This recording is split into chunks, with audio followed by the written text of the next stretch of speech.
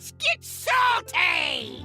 Everyone, Zeddy here again today with a brand new video, and it's been a couple of days since the latest balance patch that saw Warrior and Mage get nerfed, as well as a bunch of other buffs, and I thought I'd give you guys some decks that you can take and reasonably expect to climb, whether it be standard or wild, and hitting like silver, gold, platinum, diamond, or legend for the very first time. And if you enjoy the content on the channel and you feel like I've earned your subscription, please hit that sub button down below. Get the video like, it helps us out a ton.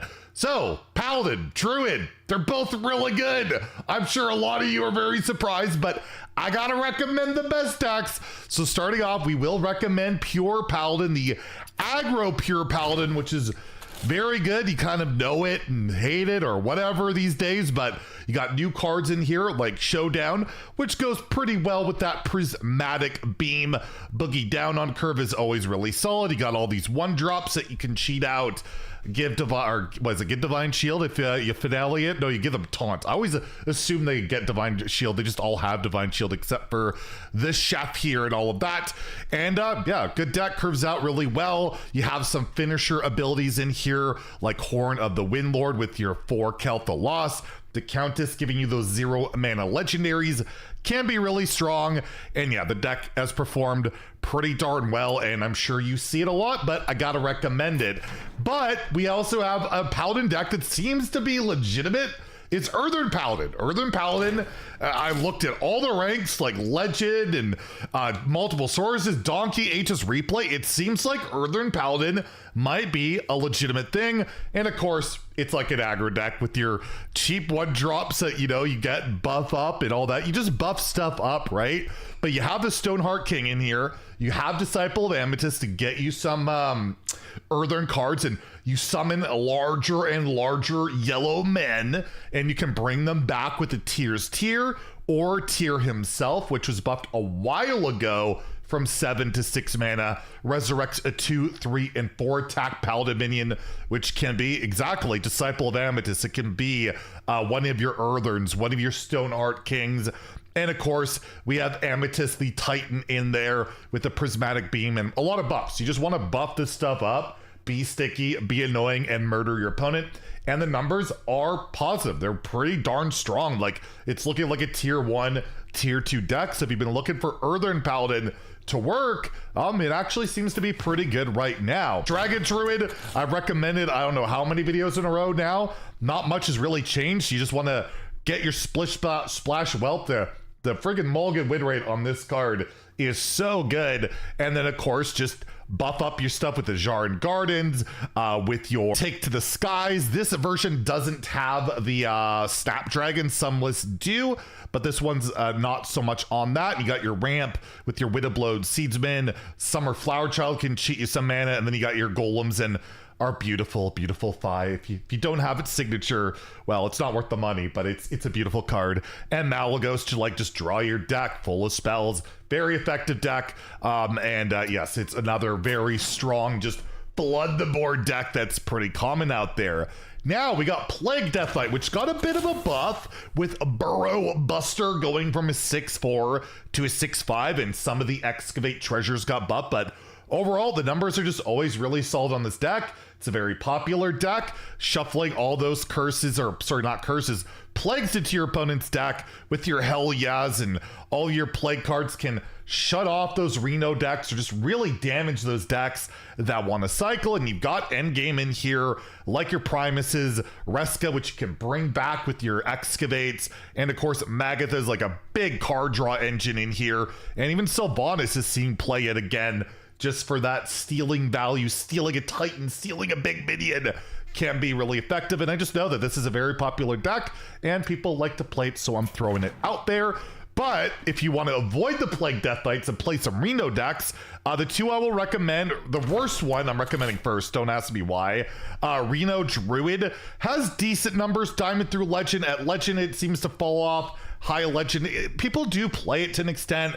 It's just not as consistent as the other decks, but it's a Reno deck that's a lot of fun when you have your, your payoffs of Rheastraza, getting those infinite dragons, playing Reno Lone Ranger, clearing the board of absolutely everything and just playing a lot of cool dragons. Of course, you got Ignis. Of course, you got Astalor because those cards are busted. And overall, yeah, just try to have early game, get to that late game, and it's pretty hard to outgreed the Dragon Druid deck. You just got to dodge plagues and hope your Rheastraza doesn't get Reno'd itself, but pretty sweet deck. The best Reno deck seems to be Reno Shaman still. Again, none of the numbers are super strong on these Reno decks. They're like, you know, they're good, but they're not like top tier. The other decks I would recommend above it, but a lot of different Reno Shaman lists. It's like impossible to pick what the best one is because it's always like depending on the person, it changes. But what you really needed here is Reno. You really need your Golganeth, your Dr. Holiday, making those infinite Brogs, which is just ridiculous.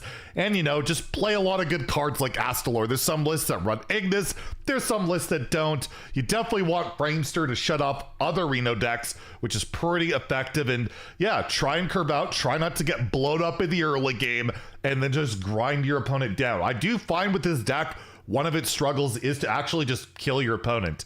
The lethality in this deck is like Horn of the Windlord and Astalor for the most part, and just trying to grind people out.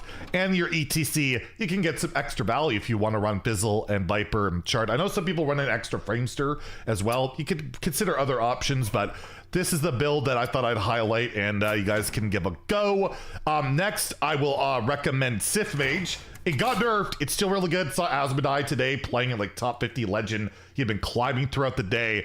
It's what you're used to seeing for the most part. Volume ups just don't make the cut anymore. It's stargazing, which I think it always hits your inquisitive, not inquisitive creation. It always hits your Wisdom of Nargadon.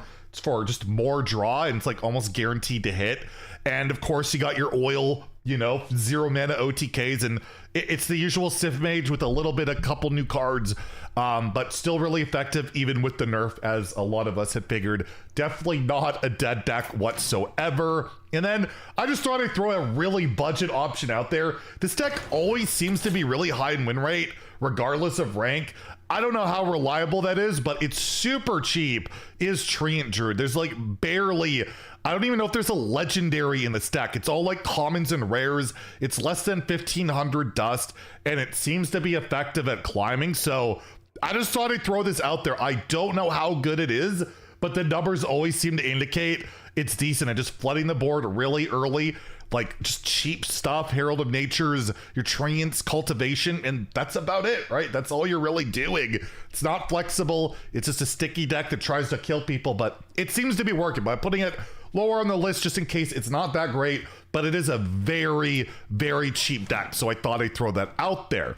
And then looking at Wild, even Shaman, for the billionth time, I'll recommend it. Yeah, I'm sure you're sick of facing the billion bots that play it, but they play it for a reason, because it's good. And this is hit rank 1 legend. If you want to play even Shaman, it's your style of deck, you can do this. Just get your carving chiseled, your anchor totems, 0 mana buffs, murder your opponent, the usual deal. You know, do what the bots do, just do it a little bit better, because sometimes they give 1/1 totems win furies. Yes, my final boss this season did that, and it was rather embarrassing. Reno Shaman is the deck I took to Legend and Wild this season. It's pretty good against said even Shaman bots. It's pretty good against Pirate Rogue bots, but it's also just, it can beat anything, right? You have the disruption in there with your Lothebs, your Dirty Rats, you can chain all that stuff, repeat Reno, Shutterwalk.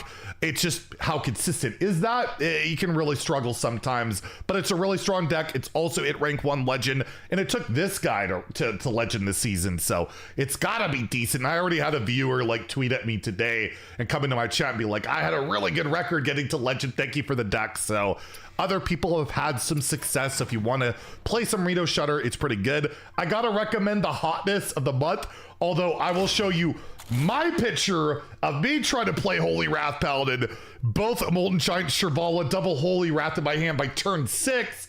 Not so great, but if you don't low roll like me, you just play a lot of early game to like just, you know, deal with the aggression of your opponents. It's pretty good against like the even Shamans of the world, because Prismatic Beam can be like 0 against all those totems. If you draw Molten Giants, you can play High Priest the Call and then play those Moltens for 0. But the idea is Order in the Court no longer draws a card, so you can Order in the Court, Holy Wrath, and hit them with Shivara, is it Shivala, or hit them with Moltons for 20. And I had it in one game where I was able to play both Wraths like for 3 mana each because I attacked twice with Cariel and OTK my opponent that way. Like, it's a pretty reliable deck. It seems like a reasonable deck. And how often can you recommend a Holy Wrath Paladin? It's pretty rare.